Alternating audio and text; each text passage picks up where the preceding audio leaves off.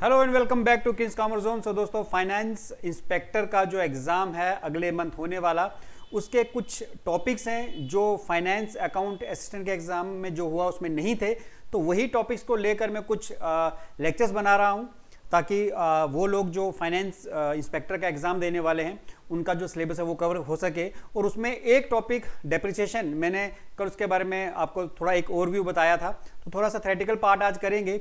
और इसकी जो पीडीएफ है वो आपको हमारी ऐप किंग्स कॉमर्स जोन में मिल जाएगी। आप उस पीडीएफ को वहां से फ्री ऑफ कॉस्ट डाउनलोड भी कर सकते हो, लिंक आपको डिस्क्रिप्शन बॉक्स में मिल जाएगा। तो हमने जो कल पढ़ा था उसी को कंटिन्यू करेंगे। और उसके बाद एक थर्ड लेक्चर मैं कल लेके आऊंगा इसी टॉपिक का, जिसमें हम सिर्फ एमसीक्यूज डिस्कस करेंगे। लेकिन ये दोनों पार्ट जो आज मैं करवा रहा हूं और जो इससे पहले हमने कल किया था, वो दोनों आप अच्छे से उसको देख लो अच्छे से, ताकि जब मैं एमसीक्यूज करवाऊं तो आपके एमसीक्यूज जो है वो निकल सकें। तो चलिए दोस्तों, शुरू करते हैं डेप्रिसिएशन टॉपिक। तो आज के सेशन में सिर्फ हम थ्योरेटिकल बात ही करेंगे। कल कुछ हमने प्रैक्टिकल बात भी की थी। आज सिर्फ हम थ्योरी पे इस पे फोकस करेंगे। और ये ज़्यादा इंपॉर्टेंट है क्योंकि आपने देखा होगा कि एग्जाम में ज़्यादातर क्वेश्चंस जो है थ्योरेटिकल बेस्ड आते हैं, प्रैक्टिकल बेस्ड क्वेश्चंस कम ही आ रहे हैं। तो चलिए शुरू करते हैं। डेप्रिसिएशन का मतलब क्या है कल बता दिया था, फिर भी एक बार रीड कर लेते हैं। डेप्रिसिएशन क्या है? Depreciation is the reduction in value of asset due to its wear and tear. कि जो रिडक्शन है किस कारण से होती है? Because of wear and tear. तो ये मैंने हाईलाइट किया है, आप इसको, ये मैंने हाईलाइट किया हुआ है कि रिडक्शन किस वजह से होती है, डेप्रिसिएशन क्यों होती है, क्या कारण रहता है। एक तो wear and tear with the efflux of time, यानी टाइम गुजरने के साथ भी जो है वैल्यू कम होती है। और ड्यू टू ऑब्सोलेंस मतलब हो गया कि चेंज इन टेक्नोलॉजी, जब टेक्नोलॉजी में चेंज आती है उसकी वजह से भी किसी एसेट की वैल्यू कम हो सकती है।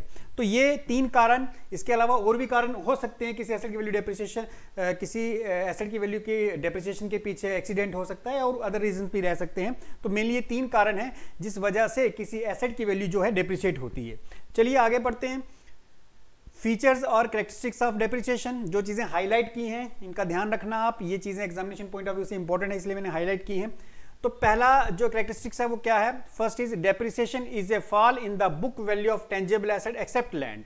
तो यहाँ पे क्या चीज़ क्लियर हुई कि जो डेप्रिसिएशन है, जो हमारे टेंजिबल एसेट्स हैं, सबसे पहले टेंजिबल एसेट्स पे डेप्रिसिएशन लगती है।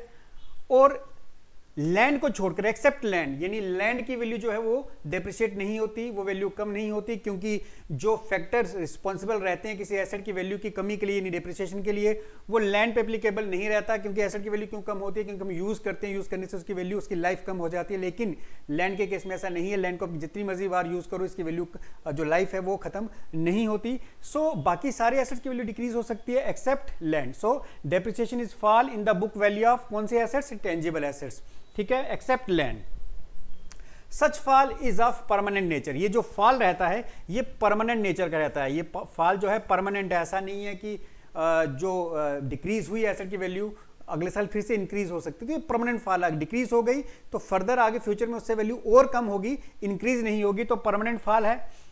एंड ग्रेजुअल है, ग्रेजुअल मतलब धीरे धीरे, आहिस्ता आहिस्ता इसकी वैल्यू डिक्रीज होती है, एकदम से इसकी वैल्यू डिक्रीज नहीं होती, धीरे धीरे इसकी वैल्यू डिक्रीज होती है और कंटिन्यू रहती है। यानी ये वैल्यू डिक्रीज होती रहती है, ऐसा नहीं है कि 2 साल डिक्रीज हुई फिर डिक्रीज नहीं हुई, फिर तीसरे साल डिक्रीज, चौथे साल डिक्रीज हुई, इस तरह से नहीं है, कंटिन्यू है, यानी डिक्रीज होती रहती है। तो परमानेंट है, ग्रेजुअल है यानी धीरे धीरे, और कंटिन्यूइंग है। कंटिन्यूइंग नेचर मतलब ये डिक्रीज होती रहती है, ऐसा नहीं है कि एक साल डिक्रीज होके फिर इसकी वैल्यू डिक्रीज होना बंद हो जाए, ऐसा बिल्कुल भी नहीं है। Next, it decreases the book value of the asset not the market value. भाई ये इसकी बुक वैल्यू डिक्रीज करती है। बुक वैल्यू क्या होती है? जो बैलेंस शीट में एसेट के डेप्रिसिएशन माइनस करने के बाद जो वैल्यू बचती है उसी को बुक वैल्यू कहते हैं। तो ये बुक वैल्यू को डिक्रीज करती है, ना कि मार्केट वैल्यू। मार्केट वैल्यू कुछ भी हो सकती है, तो ये किसको डिक्रीज करती है? बुक वैल्यू को। नेक्स्ट पढ़ लेते हैं। The next is the term depreciation is used only in respect of tangible assets. भाई जो डेप्रिसिएशन टर्म है ये हम किसके लिए यूज करते हैं? Only for tangible assets. Tangible assets मैंने आपको पहले भी बताया था, वो एसेट्स जिनकी कोई फिजिकल शेप है, जिनको हम देख सकते हैं, छू सकते हैं, उनको हम कहते हैं tangible assets. Example land, building, plant, machinery. तो ये जो वर्ड डेप्रिसिएशन है ये किसके लिए यूज होता है? टेंजिबल एसेट्स के लिए। The term is not used for wasting assets such as mines, oil wells extra. ये टर्म जो है डेप्रिसिएशन, ये वेस्टिंग एसेट्स के लिए यूज नहीं होती। यानी कौन सी एसेट्स? जैसे माइंस, ऑयल वेल्स हो गए, यानी नेचुरल रिसोर्सेज की मैं बात कर रहा हूं, उनके लिए हम ये वर्ड यूज नहीं करते। उनके लिए वर्ड क्या यूज होता है? डिप्लीशन। आगे हम बात करेंगे उसके बारे में भी। Next is it is a non cash expense. Non cash expense यानी वो एक्सपेंस जिसमें कैश का आउटफ्लो नहीं होता, हमसे कोई जेब में से कैश गया नहीं, क्योंकि हमने एसेट जो खरीदा, अगर हमने इस साल एसेट खरीदा तो बाकी आने वाले समय में जितने साल भी हम उस एसेट को यूज करेंगे, हम उसकी वैल्यू जो डिक्रीज करेंगे वो डेप्रिसिएशन हम अपनी जो प्रॉफिट लॉस अकाउंट की डेबिट साइड में दिखाएंगे। यानी उस केस में कैश हमसे कुछ भी नहीं जा रहा, कैश चला गया जब हमने एसेट को खरीदा था, लेकिन उसके बाद जो हम डेप्रिसिएशन उस एसेट की वैल्यू को कम करने के लिए जो डेप्रिसिएशन लगाएंगे उसके लिए हम कैश का आउटफ्लो नहीं होता, इसलिए नॉन कैश एक्सपेंस है। It does not involve any cash outflow, इसमें फिर कैश आउटफ्लो कोई भी नहीं होता। Next is depreciation is an indirect expense. ये कौन सा एक्सपेंस है? Indirect expense. और आपको पता ही है कि जितने भी इनडायरेक्ट एक्सपेंस होते हैं वो हम कहां शो करते हैं? वो सारे शो करते हैं हम प्रॉफिट एंड लॉस अकाउंट की डेबिट साइड में। ठीक है, चलिए जी नेक्स्ट पढ़ते हैं। नेक्स्ट क्या है? Depreciation, amortisation and depletion. इनका मतलब, हालांकि तीनों टर्म्स का नाम अलग अलग है लेकिन मतलब एक ही है, एसेट की वैल्यू में कमी आना। उसके लिए हम वर्ड डेप्रिसिएशन, अमॉर्टाइजेशन या डिप्लीशन यूज करते हैं। अब देखते हैं कि डेप्रिसिएशन वर्ड कहां यूज होता है। Depreciation is the fall in the value of fix asset. Fix asset की वैल्यू में जो फॉल है, यानी उसकी जो वैल्यू कम होती है, उसके लिए हम वर्ड डेप्रिसिएशन यूज करते हैं। क्यों कम होती है? ड्यू टू यूज, उस एसेट को यूज करने के जब हम करते हैं उसके कारण, या फिर reflex of time with the passage of time, time निकलने के कारण, ऑब्सोलेंस मतलब चेंज इन टेक्नोलॉजी के कारण। तो किसी एसेट की वैल्यू यूज के साथ या with the passage of time या फिर चेंज इन टेक्नोलॉजी की वजह से एसेट की वैल्यू कम हो सकती है। Depreciation is applicable on all tangible assets. तो ये जो वर्ड डेप्रिसिएशन है किसके लिए एप्लीकेबल है? जितने भी टेंजिबल एसेट्स हैं, जिनकी कोई फिजिकल शेप, वॉल्यूम, जिसको हम देख सकते हैं, छू सकते हैं, वो टेंजिबल एसेट्स हैं। Whose useful life is limited and thus is estimated। कहता है डेप्रिसिएशन किसके लिए एप्लीकेबल है? टेंजिबल एसेट्स के लिए, जिनकी यूजफुल लाइफ जो है वो लिमिटेड है, जिनकी यूजफुल लाइफ क्या होती है? लिमिटेड होती है। एंड दस इज एस्टिमेटेड। फॉर एग्जांपल एक मशीनरी ली, अब उसकी एक यूजफुल जो लाइफ है वो एक लिमिटेड होगी, 5 साल, 10 साल, 15 साल। इसलिए उसकी जो यूजफुल लाइफ है कि कितने साल होगी उसको भी एस्टिमेट ही किया जाता है कि एक एसेट है उसकी लाइफ हो सकता है 10 साल हो। एक एस्टिमेशन है, जरूरी नहीं है 10 साल हो, उससे कम भी हो सकती है, उससे ज्यादा हो सकती है, तो एक अंदाजा लगा सकते हैं। इसलिए जितने भी टेंजिबल एसेट्स हैं, एक तो उनकी लाइफ जो है वो लिमिटेड होती है, वर्किंग लाइफ लिमिटेड होती है, और उस लिमिटेड लाइफ का भी हम एस्टिमेट लगाते हैं कि कितने साल तक ये काम कर सकता है। एग्जाम्पल क्या है उन एसेट्स की? Plant, machinery, furniture. अब ये इनकी जो भी यूजफुल लाइफ है इसको हम सिर्फ एस्टिमेट कर सकते हैं, अंदाजा लगा सकते हैं, एक लिमिटेड लाइफ होती है, तो उसके लिए वर्ड हम यूज करते हैं डेप्रिसिएशन। तो सिंपल याद रखो, जितने भी टेंजिबल एसेट्स हैं उनके लिए उनकी वैल्यू जो डिक्रीज होती है, उस डिक्रीज के लिए जो वर्ड यूज किया जाता है that is depreciation. Next is amortisation. भाई मैंने कर ली बात टेंजिबल एसेट्स की, अब क्वेश्चन अराइज होता है जो इंटेंजिबल एसेट्स हैं उनके लिए हम कौन सा वर्ड यूज करते हैं? तो अमॉर्टाइजेशन जो वो वर्ड है जो हम इनटेंजिबल एसेट्स के लिए यूज करते हैं। Amortisation is a gradual, again gradual मतलब धीरे धीरे, amortisation is gradual and systematic writing of cost of intangible assets. तो जितने भी इंटेंजिबल एसेट्स होते हैं, गुडविल है, पेटेंट है, कॉर्पोरेट है, यानी एसेट्स जिनको हम ऐसे एसेट्स जिनको हम देख नहीं सकते, छू नहीं सकते, उनकी जो वैल्यू धीरे धीरे डिक्रीज होती है, उसके लिए हम जो वर्ड यूज करते हैं दैट इज अमॉर्टाइजेशन। उसकी वैल्यू की डिक्रीज के लिए जो वर्ड यूज किया जाता है वो होता है amortisation. So amortisation is a gradual and systematic writing of cost of intangible assets over इस एस्टिमेटेड यूजफुल लाइफ। अगेन यहाँ पे भी वर्ड क्या है? एस्टिमेटेड यूजफुल लाइफ, क्योंकि पता नहीं होता कि कितनी लाइफ है इनकी, तो वर्ड एस्टिमेटेड यूज किया जाता है। फॉर एग्जांपल कौन कौन से ऐसे एसेट्स हैं जिन पे वर्ड अमॉर्टाइजेशन यूज होगा? पेटेंट है, कॉपीराइट है, गुडविल है, लीज है, इन सब पे लीज भी मैं लिख देता हूँ। लीज के लिए भी हम जो वर्ड यूज करते हैं, जिसकी वैल्यू में कमी आती है, उसके लिए वर्ड यूज करते हैं amortisation. Next word is depletion. The word मतलब सेम है कि इस एसेट की वैल्यू में कमी आना। The word depletion is used for किन एसेट्स के लिए? वेस्टिंग एसेट्स के लिए। याद रखना ये इंपॉर्टेंट है एमसीक्यू पॉइंट ऑफ व्यू से। तो जो हमारे वेस्टिंग एसेट्स हैं उसके लिए हम वर्ड यूज करते हैं depletion, such as extraction of material from quarries mines. तो मैंने कहा था आपको पहले भी कि डिप्लीशन वर्ड जो है ये किन एसेट्स के लिए यूज होता है? वेस्टिंग एसेट, या हम कह सकते हैं नेचुरल रिसोर्सेज जो हमारे होते हैं, क्रूड हो गया, कोल हो गया, टिम्बर हो गया, तो इनके लिए जो वर्ड यूज किया जाता है, इनकी जो वैल्यू कम होती है उस वैल्यू को जो वैल्यू कम हुई उसके लिए जो हम वर्ड यूज करते हैं दैट इज डिप्लीशन। तो ये आपको याद रखना है 3 वर्ड्स। ठीक है, चलिए जी नेक्स्ट पे मूव करते हैं। रीजन ऑफ डेप्रिसिएशन, किसी एसेट की वैल्यू क्यों कम होती है? पहला रीजन कांस्टेंट यूज। भाई कोई एसेट है मान लो एक गाड़ी है आपके पास, उसको आप यूज़ करते रहोगे तो क्या होगा, उसकी वैल्यू कम होती जाएगी भाई। टायर घिस जाएंगे, जो इसका इंजन है वो भी एक पर्टिकुलर उसकी एक लाइफ होगी, तो उसकी लाइफ कम होना शुरू हो जाएगी। तो जितने भी उसके स्पेयर पार्ट्स हैं वो घिसने शुरू हो जाएंगे। तो यूज़ करने से एसेट्स की लाइफ कम होती है। तो एक रीज़न ये है constant use of asset leads to wear and tear and thus fall in the value. Asset को यूज़ करने से क्या होता है, उसकी वेयर एंड टेयर होती है, ठीक है, और इस कारण उसकी जो लाइफ है वो भी कम होती है। और ये भी एक रीज़न है किसके लिए, डेप्रिसिएशन के लिए। नेक्स्ट, इफ्लेक्स ऑफ टाइम, यानी टाइम निकलने के साथ। Some assets have a finite life period like lease. कहता है कुछ एसेट्स का फाइनाइट लाइफ पीरियड होता है, मतलब हमें पता होता है उसकी लाइफ कितनी है। अदरवाइज काफ़ी सारे एसेट्स होते हैं हमें पता नहीं होता उसकी लाइफ का, हम एस्टिमेट लगाते हैं। लेकिन कुछ एसेट्स की हमें पता होता है लाइफ कितनी है, जैसे कि लीज। अब लीज क्या होता है, कोई ज़मीन आप लीज पे लेते हो, एक तरह का आप उसको रेंट कह सकते हो, लेकिन रेंट की ड्यूरेशन नॉर्मली 1 साल, 1 महीना, 2 साल होती है, लेकिन लीज की ड्यूरेशन लंबी होती है, अप टू 99 ईयर। तो अगर आपने मान लो कोई ज़मीन 50 साल की लीज पे ली, तो जैसे जैसे वो टाइम कम होना शुरू होगा, 50 साल है, 1 साल निकल गया, 49 ईयर रह गए, फिर अगला साल निकल गया, 48 ईयर रह गए, तो जैसे जैसे वो टाइम निकलेगा वैसे वैसे उस लीज की वैल्यू जो है वो कम होती जाएगी। सो कुछ एसेट जिनकी फाइनाइट लाइफ होती है जैसे लीज, तो उसकी वजह से भी एसेट की जो वैल्यू है वो कम होती है, वो भी एक रीजन रहता है डेप्रिसिएशन का। कहता on the expiry of the life period the asset will cease to exist. कहता जब उस लीज की एक्सपायरी हो जाती है तो जो एसेट जिसकी जो एग्जिस्ट कर रहा था उसकी लाइफ खत्म हो जाती है। अदर एसेट्स लाइक, बाकी एसेट जैसे प्लांट एंड मशीनरी में नॉट हैव फाइनाइट लाइफ। इनकी जो लाइफ है फाइनाइट नहीं है, हमेशा के लिए नहीं है, या उसकी लाइफ जो है उसका हम रियल में एक्चुअल में कितनी लाइफ है उसका हम अंदाजा नहीं लगा सकते। In their case the life is estimated, इनके केस में हम लाइफ का एस्टिमेट करते हैं। तो जैसे मैंने कहा कि लीज है तो आपको पता है 20 साल की एक प्रॉपर पीरियड है, 20 साल के बाद, 20 साल से पहले तो उसने खत्म नहीं होना, 20 साल के बाद उसने जाना नहीं, तो 20 साल में खत्म हो जानी है। लेकिन बाकी जितने एसेट्स होते हैं, प्लांट एंड मशीनरी, फर्नीचर वगैरह, इनकी लाइफ का एस्टिमेट लगाया जाता है कि 10 साल तक हो सकता है हमारे लिए काम करें। लेकिन अगेन वही कहानी है कि जरूरी नहीं है, 10 साल से ज्यादा भी हो सकता है, टाइम पीरियड 10 साल से कम भी हो सकता है। तो इनके केस में हम उनकी लाइफ का सिर्फ एस्टिमेट लगाते हैं। तो with the passage of time, चाहे वो कोई ऐसा एसेट हो जिसकी एक्सपायरी पीरियड हमें पता हो, चाहे वो कोई ऐसा एसेट हो जिसका एक्सपायरी पीरियड हमें ना पता हो, दोनों के केस में जैसे जैसे टाइम गुजरेगा वैसे वैसे उनकी वैल्यू में कमी आती रहेगी। और ये भी एक रीजन रहता है किसी एसेट की डेप्रिसिएशन के लिए। चलिए नेक्स्ट पढ़ते हैं। नेक्स्ट क्या है, नेक्स्ट इज ऑब्सोलेसेंस। मतलब क्या, मतलब टेक्नोलॉजी जब चेंज हो जाती है। सिंपल सी बात है कि बाकी सब रीजन के साथ एक रीजन ये भी रहता है कि मान लो पहले एक मशीनरी थी जो 1 घंटे में आपके लिए 10 यूनिट बनाती थी, अब एक नई मशीन आ गई उसकी जगह, वो 1 घंटे में 20 यूनिट बनाती है। तो अल्टीमेटली क्या होगा, जो पुरानी मशीन थी जो 1 घंटे में 10 यूनिट बनाती है उसकी वैल्यू कम हो जाएगी, क्योंकि अब एक ऐसी मशीन आ गई जो 20 यूनिट बनाती है, आपके लिए ज़्यादा काम करती है उतने टाइम पीरियड में।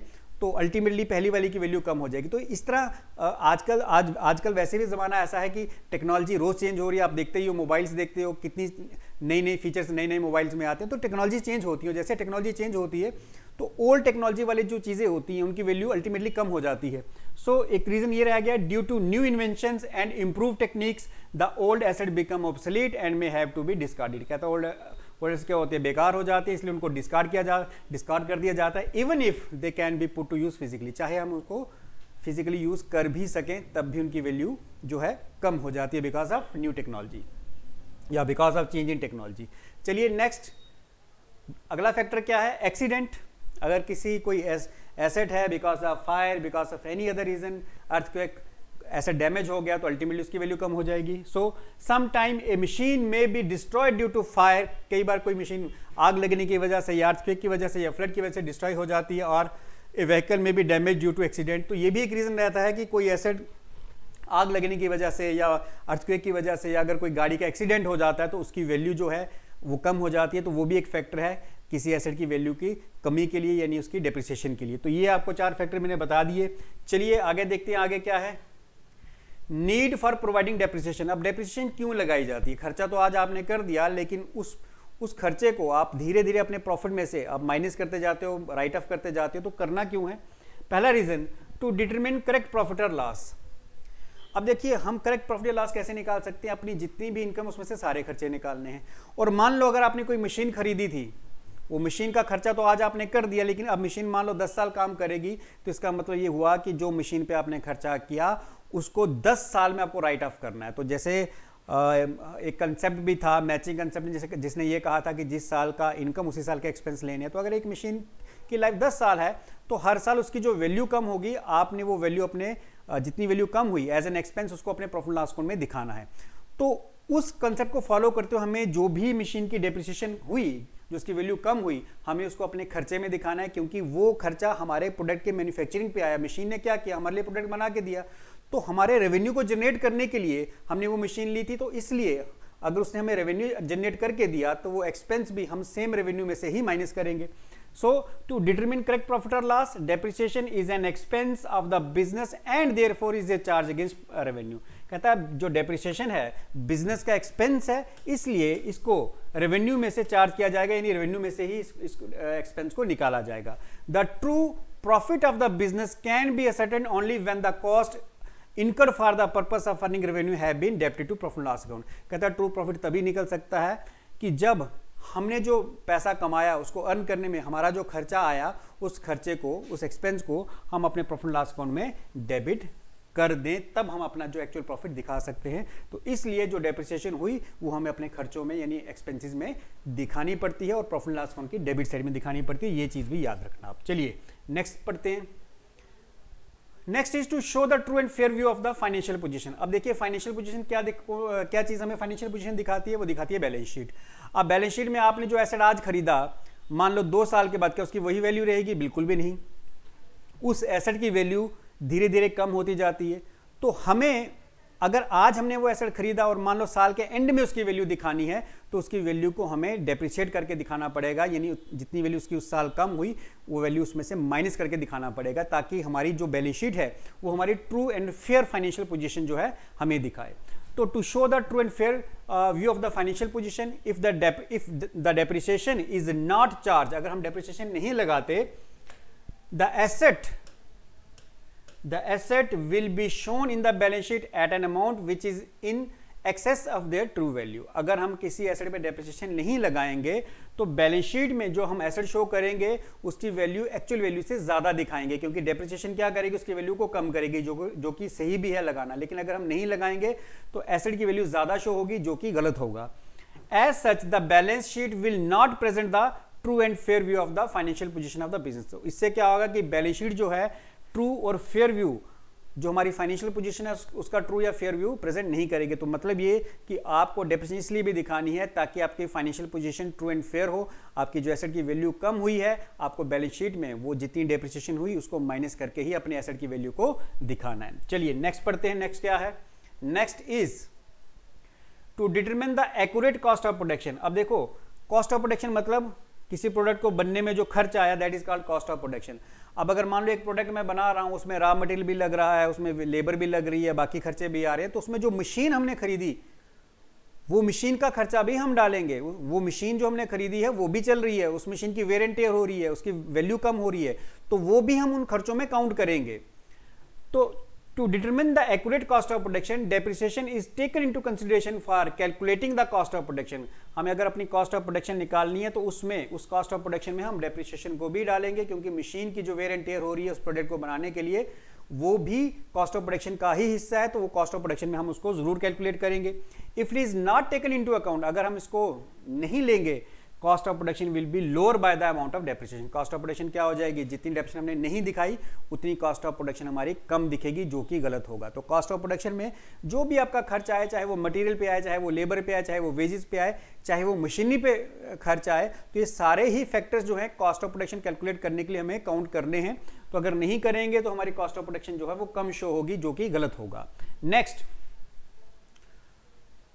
To provide funds for replacement. अब देखिए जैसे मैंने कहा कि किसी भी एसेट की एक लाइफ है, मान लो 10 साल है, तो 10 साल के बाद इसका मतलब ये होगा कि 10 साल बाद वो एसेट हमारे लिए काम करना बंद कर देगा, या उसकी वो एसेट एक तरह से बेकार हो जाएगा हमारे लिए, तो हमें एक नया एसेट लाना पड़ेगा उसकी जगह पर।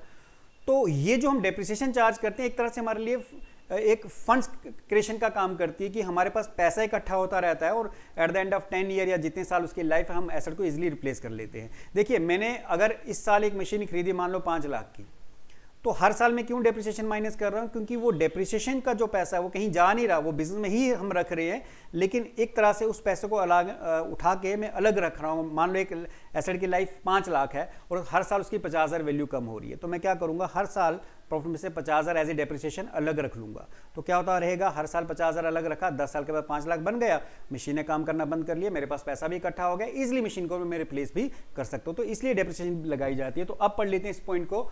To provide fund for replacement, replacement के लिए फंड प्रोवाइड करती है depreciation. Depreciation though debited to profit loss account, कहता है इसको हम बेशक प्रॉफिट लॉस अकाउंट में डेबिट करते हैं, is not paid in cash, इसको हम कैश पे नहीं करते। मैंने कहा कि हमने खर्चा कर दिया, अब डेप्रिसिएशन उसकी जो हुई है, हर साल उसकी जो वैल्यू कम हुई है वो हमने प्रॉफिट में से निकालना है। तो वो जो पैसा हमने अलग से रख लिया उसी को हम जोड़ते जाएंगे और लास्ट में 10 साल के बाद पैसा इकट्ठा हो जाएगा, हम अपने एसेट को रिप्लेस कर सकते हैं। So it is not paid in cash like other expense, बाकी एक्सपेंस की तरह।